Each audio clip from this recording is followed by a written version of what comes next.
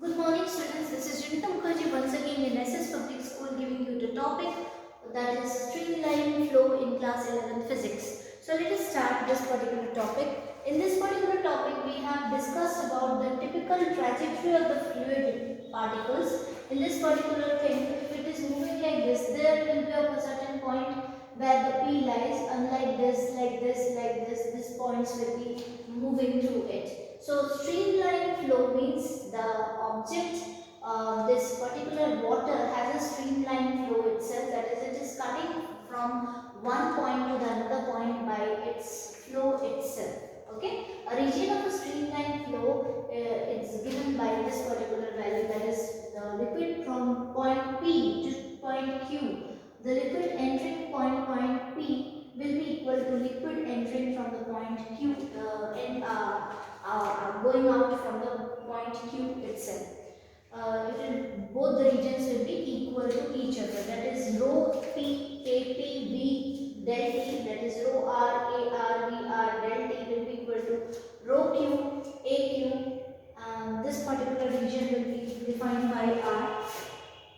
This region will be defined by R. So this will be equal to AQ rho Q AQ VQ del T. The equation number 1.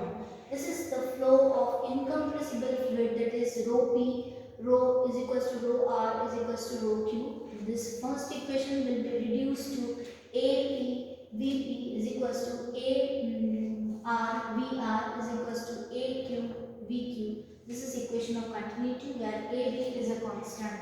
This is what it says about the streamline flow. This is the jet of a striking flat plate that lays perpendicular to the external turbulent flow of this particular thing is being done.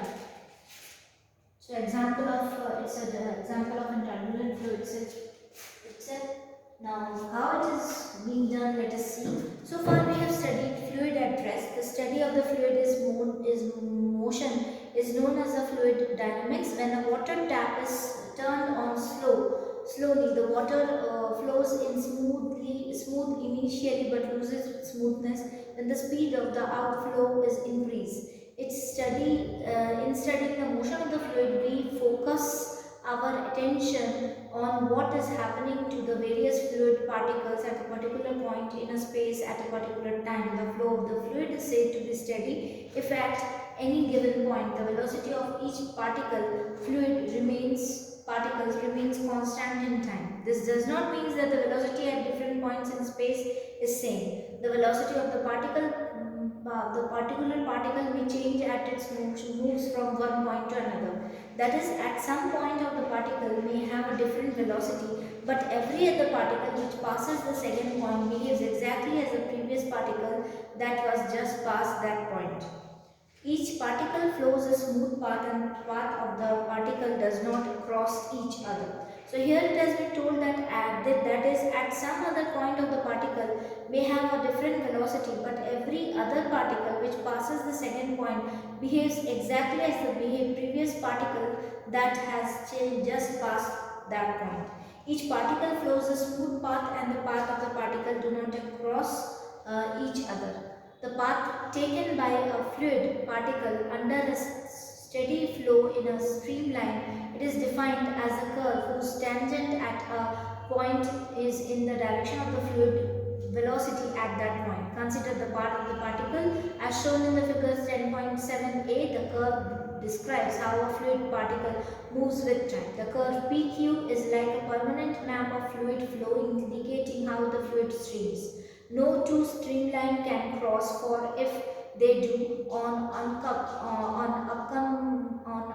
oncoming fluid particle can go either one way to the other and the flow would be not steady. Hence, in steady flow, the map of flow is stationary in time.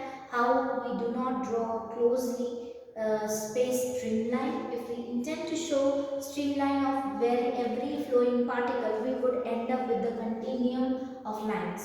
So consider plane parallel to the direction of the fluid flow, example at 3 points PQR in the figure 10.7b, and the plane pieces are so chosen that their boundaries be determined by the same set of streamline. This means that the number of the fluid particle crossing surface at PQ are the same. If area of the cross section at these points are AP, AR and AQ and the speed of the particles are VP, VR and VQ, then the mass of the fluid del MP crossing at AP in a small interval of time del T is rho P, AP, VP and del T and into del T. Similarly, mass of the fluid del M are flowing or crossing at AR is smaller. A small interval of time del T is rho P A, rho R A R V R del T, and the mass of the fluid del MQ is a rho Q A Q V Q del T crossing at AQ. The mass of the liquid flowing out equals the mass flowing in, whole in this case. Therefore, this particular equation, this first equation is being taken, is done like this. So this is just because of the streamline flow of the liquid itself, which is crossing with the tangent at P and Q itself, and it will have the same velocity. Yet the streamline flow, two particles cannot cross or intersect each other or strike each other. So which is called the equation of continuity, and is a statement of conservation of mass of flow of compressible liquids of compressible fluid in general, which is equal to the AV equal to constant. Okay, so AV equals to constant. AV gives the volume, flux and the flow rate and remains constant throughout the pipe of flow. Thus, at narrow portion where the streamline is closely spaced, the velocity increases and it's vice versa. So it's clear AR is greater than AQ or VR is smaller than VQ. The fluid is accelerated while passing from R to Q. This is associated with the change in the pressure in fluid flow in horizontal pipe. Steady flow is achieved at flow speeds beyond the limiting value called critical speed. This flow loses steadiness and becomes turbulent. Now one see this when a fast flowing streamline encounters rocks, small foams, whirlpool-like region called the white water rapid forms. 10.8 displays a streamline and some typical flow. For example, describes a flamma flow when a velocity at a different point in a fluid may be different magnitude but their directions are parallel, so gives the stretch of the turbulent flow. So this is the stretch of the turbulent flow itself. It is moving as if it is moving from a particular point itself, and there is no particular turbulent flow is not being given in this particular value, then it must be moving with the parallel values. Okay, just like this, it will move like parallel values, and there is a turbulent flow explained in this particular topic itself, so that you will be able to understand what happens in the flow of the liquid. This means that when a particular cross-sectional area we are considering, the liquid entry will be the liquid going out from this particular area, because in this particular area the liquid does not cross each other, or does not the streamline of one particle does not cross the streamline value of the another particle. It will move from here and there, but the same flow of the particles will be from P to Q, from P region to the Q region itself, moving from the R region itself, but the flow will be same as that. The streamline flow will be the same as that, entering the P and exiting the Q itself. Now this is how this particular topic is being explained, and flow of compressible liquid is given by this particular value, rho A, rho P, rho R and rho Q, and equation number 1 reduces to this particular equation, which is called the equation of continuity, and AV is equals to a constant, which says in principle of continuity itself.